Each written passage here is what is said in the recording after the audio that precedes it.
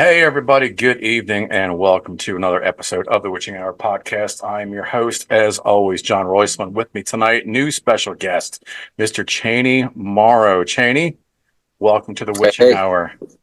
hi, thanks, man. Thanks for having me. Hey, man, thank you for taking the time. You have and are extremely busy. Um, let me to catch everybody up. Just looking over your itinerary or your credits. You've got already 20 films in your pocket.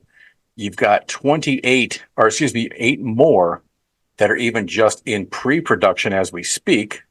One of Mhm. which we're here tonight to talk about, which is The Boy from Below. I believe you guys just finished the wrap this past week and finished filming on that. So congratulations on that.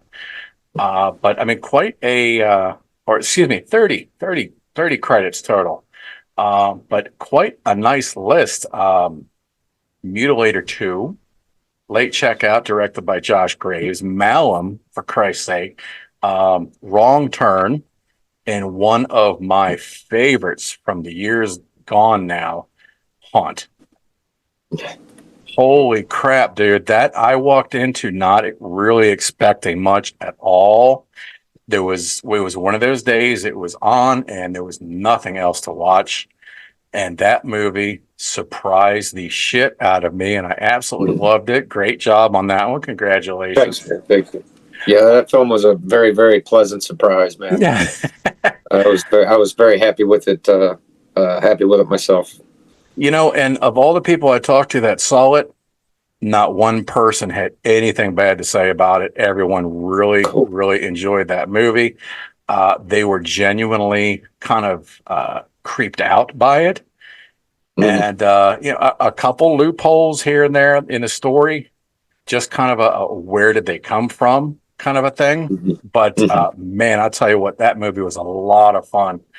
Um, so tell us a little bit about yourself. I know that you are originally from Dayton, Ohio. Mhm. You are on the East Coast now, I believe, though. No, I'm still in Ohio. Okay. Yeah, still in Ohio. Okay. And how is it that you happen to stumble upon this thing called acting? Well, I've been doing it since I was, I think, like first or second grade when you know, school assemblies and stuff. This was back in the sort of been like the late 80s, early 90s. And Right. I would always jump at the chance to do the talking, or if, the kids got to read something, I'd want to do that. I started doing theater stuff in like third grade. I think the first movie I did was, I think I was in sixth or seventh grade. Really? I think came out in the late 90s, called The Dreamcatcher. Uh, and it was a good experience too, because it was a small part. But in the final cut, when the movie finally came out and was making its tour through, because I think it went to Sundance, stuff like that. It was Sure. interesting little indie flick back in the 90s when indie flicks got a good amount of attention. Right. When people Right. were paying more attention to indie films. But that scene was the scene in its entirety didn't make the cut. Uh, and me and my mom saw it. I'm like, oh no, now you can see me in there like throwing papers as a paper boy. But Right. the whole bit, like the bit with the main characters and the interaction, the altercation, all that stuff was, cut for time. But the director was, we ran into him there, and he was cool about it. He remembered and stuff. He's like, yeah, sorry, buddy, about this. But I'm glad I got that out of the way. But I continued with theater up through elementary and then high school and all through college. And it just kind of, there's a Wright State University has like a film school program now, Mhm. and a lot of and I was out of Sinclair, which is a different college. But a lot of the guys from there, a lot of the people, these filmmakers would seek actors for stuff. And one play I did at that college, I was never enrolled there, but I worked there a lot. I don't know why, but I was there a lot, and I did one play there and that led to a short film, which led to another short film, which then I sought out an agent, and then just kept grinding at it, man. You know, like the buckshot approach, just firing for absolutely anything, everything. I wasn't aiming for, you know, any genre in particular, or, you know, I was gunning for anything. Right. Well, so along all these years now, obviously you said that you started with the kids' plays in school and so forth, and the families come in at night and watch the shows, and then you moved on to high school and college and so forth. Now, did you take any acting classes with that, or is this just something that you just kind of just ran with? Oh yeah. I had both the elementary school and the high school I went to were like art schools. Okay. Elementary school, you know, we had a theater class, and I did all the basic stuff there, you know, hammy, fifth grade stuff. And high school was an art school, and you know, you had to either do dance or theater or creative writing or music, something in order to go there. So I did that all through high school, was theater oriented stuff. So going from the transition from theater in front of a live audience, watching you quietly, all eyes on you, to a camera where you've got, don't get me wrong, you've got a handful of people in the crew, but they're all occupied with lighting, cameras, sound. You've got a few people that are focused on you, director and so forth. How different, and which do you prefer between stage and in front of the camera?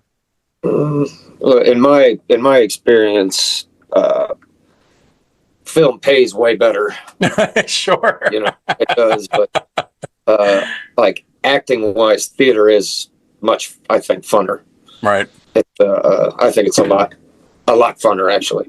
But I mean, I love films all the same, but it's a different. Have you ever had any big? Just a different sensation altogether. A whole different feel, sure. Yeah, it's a whole different sensation. And how long did it take you as a child, since you started young, to walk out on that stage with all those people? Did you ever have stage fright, or did you ever have that big oops in your theatrical career of, man, I just completely screwed something up and we can't do a second take on it. It is what it is now. You ever had any of those moments? I've actually was really, really lucky in saying that any play, and I've done a lot, like over my life, I have never missed a cue or a line on a stage before. That isn't a rehearsal, of course. Where it's a live performance, I've never dropped a line in a live performance. Wow! Congratulations. Yeah. It's also it was always a great fear of mine too. So that fear, because everybody has the nightmares of messing up and this and that. But if you just stay focused, and it's not a hard thing to pull off. A lot of people do. A lot of people have done that and don't even realize it. Right. Well, but film is a lot of fun in that you get, but it's also the same, and sometimes like what you shot that day or whatever, like every time they're like, all right, moving on, something better comes in your head, and then you got to get past the whole, damn it, I knew this might have been better kind of thing. You got to let that stuff go. So you get used to letting it go though, because you realize once you're moving on, it's out of your control, Sure. Directing it or cutting it, it's out of your control. Just do your job the best you can. Was there ever anything that you did in the back of your mind to kind of ease your nerves, like a pre-show not meditation, but a what's the word I'm looking for? A little ritual that you would do. Some people, no, just grab it and go. Okay. Yeah. I mean, because like with theater and film, even like you get there early enough that you're there for a few hours and already kind of limber and ready to go. Right. But you're always nervous. I mean, I'm always nervous. It takes a few minutes, like, from curtain to really fall in, really catch the vibe of it. Right. Unless you are the character starting the show, then you got to be there, 100% every time. So it's a different animal. Wow. And in film, you can try things, a whole bunch of different ways. Right. Right. Right. And you never know. Hey, we'll see what makes the cut. Sure. Well, so talking about your latest rap with The Boy from Below, Hmm. um, writer director Mr. Tory Jones, who I actually had on the Yep. I had on the show not long ago. Oh, Um, the executive producer, good friend of mine, P.J.Starks. You've got Jack Norman, Spooky Madison, the one and only Dee Wallace, Felisa Rose, Kamara Cole, who was actually on my show not long ago as well. yeah. You've got a really well-rounded cast on this show. Very impressive one at that. How was filming with The Boy from Below? Oh, I had a good time, man. I liked the character was fun to play with, but while I was there, I kind of got to watch the others. I would stay on set, kind of watch everybody else do their thing, and it was an incredible cast, man. Between Dee Wallace, Felissa, Spooky Madison, Kamara. Me and Kamara have worked together a couple. Like, I think this might be our third time. Oh, okay. Our third time. So, and she's just fabulous, man. Yeah. She's a superstar. I love Kamara because she's just a wonderful So much actor, fun. man. Such a great So, person to talk to. So natural, such a force, Right. Leah Vorsi, I think I'm pronouncing her last name correctly. She was excellent. Everybody was good, man. It was all my bits. They were intricate. Like the settings were intricate. It was impressive. It was a lot of people working a lot of hours every day to get that bad boy, where it needed to be. Right. I was, kind of fortunate in that regard. The crew always gets it the worst, man. I always feel so there. They're always there before, and they're always there way after. So, I mean, being on set with Dee Wallace, I mean, a living legend and an icon. Now, I'm not saying that you haven't worked with other great actors and actresses before. What is it like being on set? You're there. You two are both professionals, both doing the same job. But then all of a sudden, somebody that you might have grown up watching as a child and being like, man, you were one of my inspirations. And here I am working with you, alongside of you. That's got to be mind blowing. And congratulations for that too, by the way. Yeah, well, I have to confess, I actually did not get to meet her. Oh no, I'm so sorry. Oh, it's all right. Yeah, and I was a little bummed about it. The way it was filmed and her availability and stuff. Mm-hmm. Excuse me, sorry. No, you're good. There was a little gap when I would film, and then I'd take a few days off, come back, do more. Right. She was in those gaps there. In those gaps. Oh man. Yeah. As I'm going, I'm like, all right, guys, let's see you. On this day or whatever. She was coming in, and when she was going out was when I was coming back in. Right. So no, that was a bummer. But from what I've gathered, between the cast and crew, she was an excellent person to have around. And we all know she's a fantastic actress, but yeah, there's just a great energy, just all around lovely, man. I wish I could have seen her do her thing.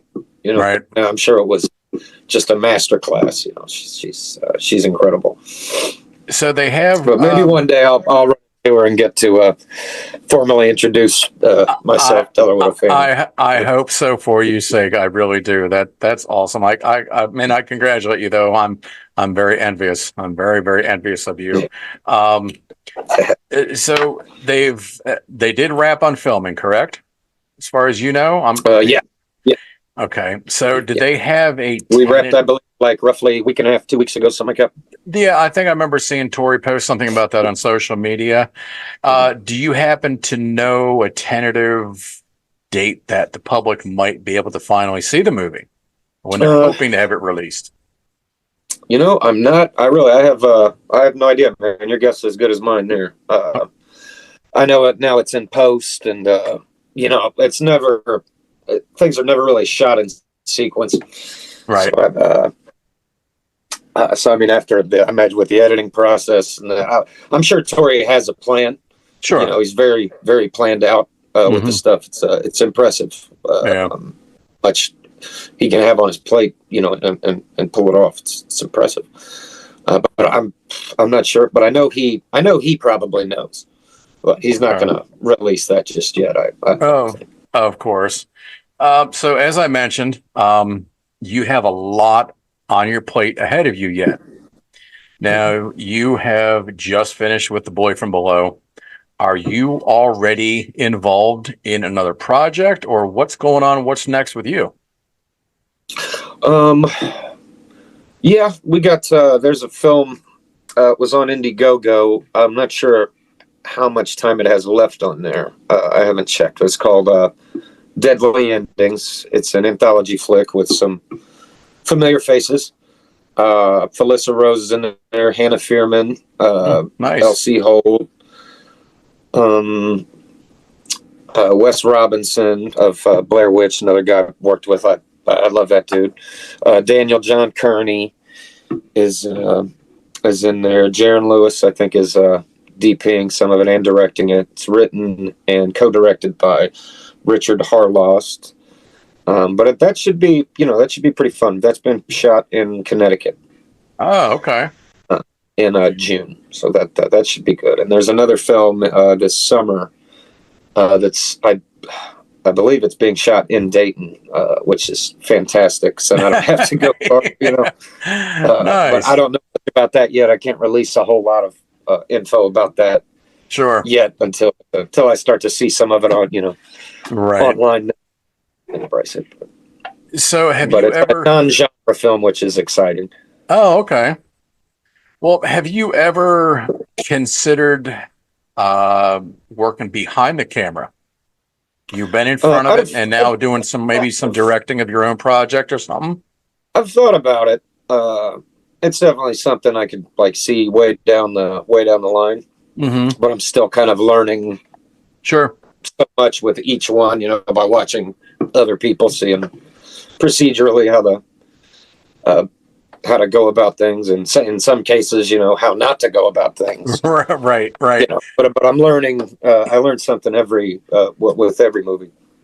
So I could see it in the future, but it's something that I would.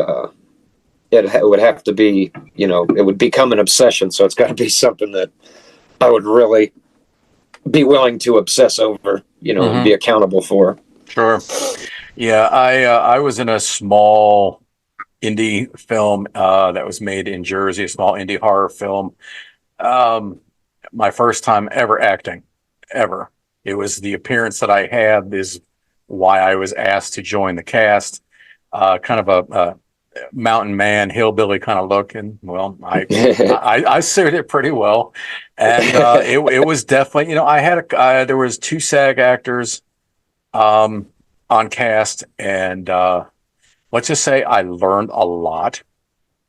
And they also pointed out there was a lot that was going on that, well, you learned what to do, and then there were things that were happening that you learned what not to do also with the making of this film. What was the film? I may have seen it. It was called Yield, the movie. Yield. Mm-hmm. Yield. Okay, it doesn't ring a bell. Written and directed by Loren. Oh my goodness, I'm embarrassed now. I can't remember her last name. Yield. Huh. Okay. Yep. Yield, the movie. I don't think it was for sale and rent or purchase only, I believe. It was never opened up on any free platforms. But it was. I had a great time. Regardless, I met some great people. It inspired me to actually write a little bit on my own, and see where it comes to. But no, I think it's just great to hear you say something like that, to watch how others and take it all in and learn from watching everybody else's different kind of styles too.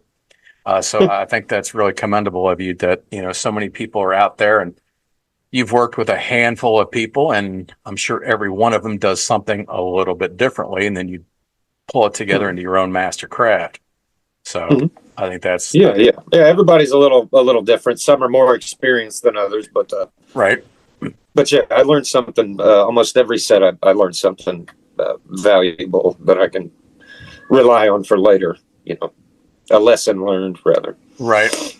So are you, is there anybody that you have worked with, let's say, that you were professional, of course, but did fanboy over?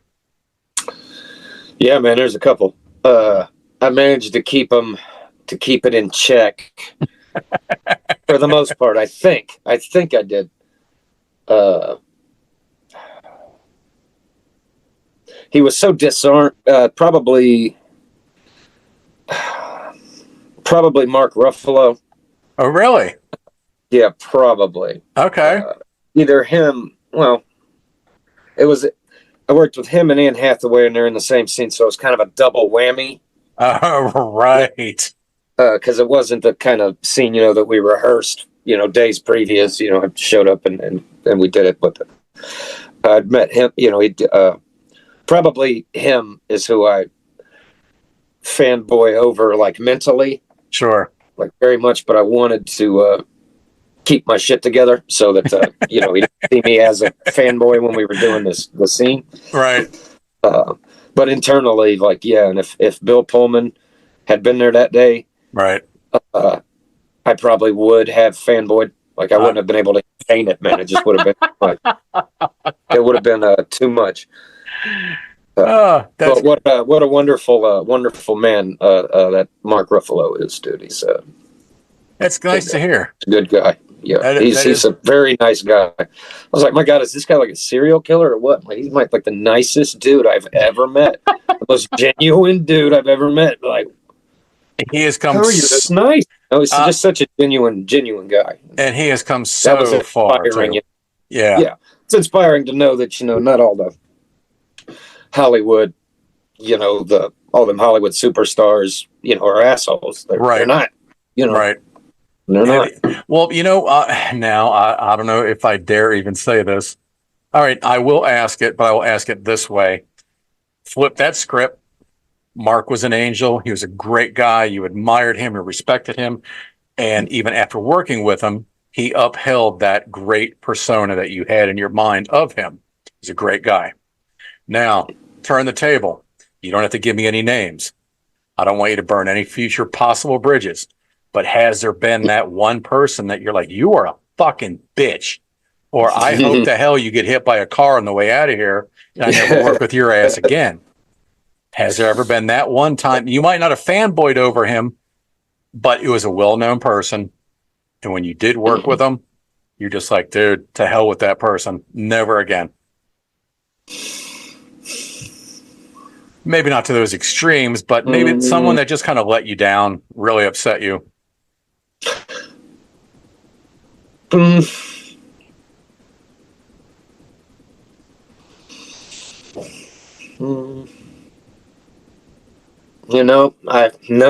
not yet. That's good. My experiences on set. I mean, now there are some characters are more intense than others. Sure. But I've been lucky not to run into anyone that's too heavy, right? Too into it, so full of themselves or whatever. Yeah, I haven't run into it yet. Right. Well, not yet. I'm sure it's I'm sure it would happen at some point, but I've been very, very lucky with especially with the bigger name star. I've been my experiences with all of them have been pleasant. I mean, they don't just sit around, chalk it up, and hang out. Sure. At the after party or some shit. Most of them are on a plane over, but there's nothing wrong with that. So bucket list. Who is filmmaker wise? Who's the top of your list that one day you were just before you die, I want to work with, and then the same goes for actor or actress. Actor. It's a coin flip. I'll take either one if I could work with either one of these cats. It would be either Denzel Washington or Jeff Bridges. Oh wow! Okay, I would say. Very nice. And that's, trust me, the list of people I'm down. I would kill to work with is a mile long. Right, I bet. Yeah. But actors, if I could learn if I could watch them one day on a set and be a part of it, imagine that, because I feel those are two of the best that we have, the best like American actors that we have to offer the world. There's a bunch of them, but those are two of my, of course, preferences, because I've just been destroying it for like 40 plus years, and that's not easy. No. Do that. Yeah. And Denzel was never he did movie star movies, but at heart he was always an actor, and it still shows that he wanted to be an actor, not some big crazy movie star Hollywood guy. He just wanted to be a brilliant actor, and he is. And watching him is just like poetry to me. He's just so damn cool. That he is just so naturally cool. It can just deliver dialogue, man, like a master. Yeah. Wow. Good list. I like that. Filmmaker wise, I mean, I guess it's kind of a cliche. I mean, I imagine a lot of people say this. I mean, Scorsese is up there. Of course. Like independent filmmaker wise. Sure.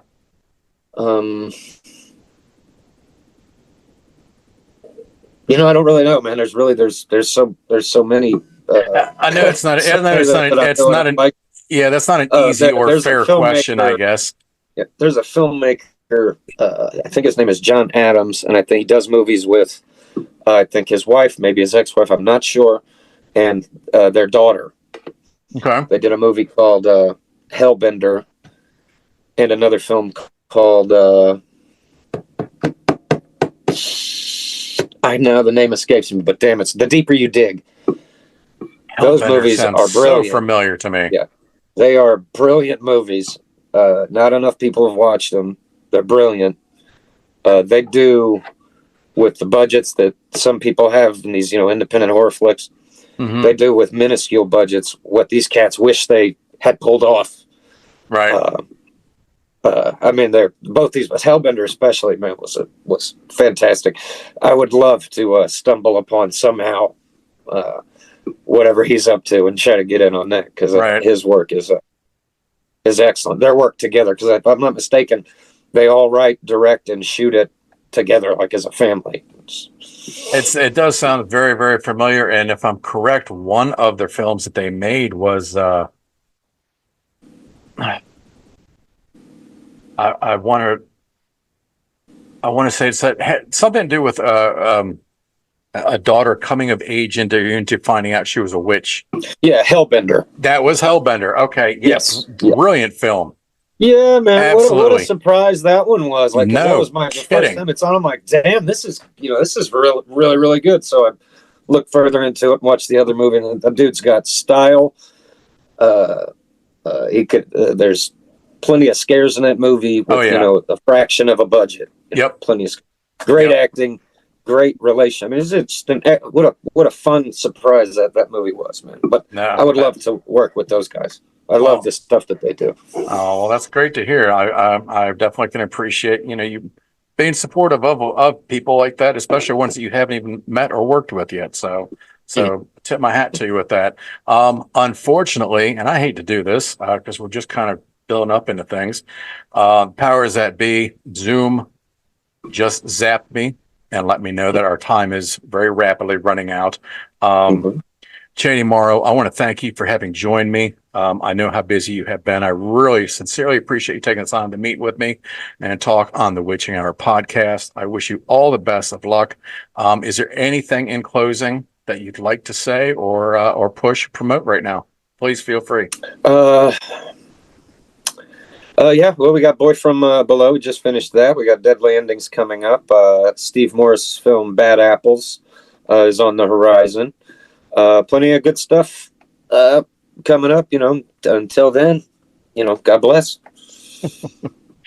All right. Well, boys and girls, again, Mr. Chaney Morrow has just wrapped on The Boy from Below, written, directed by Tory Jones. So definitely be looking for that. Hopefully in the next, I'd say maybe few short months, get it all edited, get it out there. Hopefully, don't take my word on that. I don't know the biz well enough, but at any rate, The Boy from Below, Mr. Chaney Morrow, Thank you guys so much.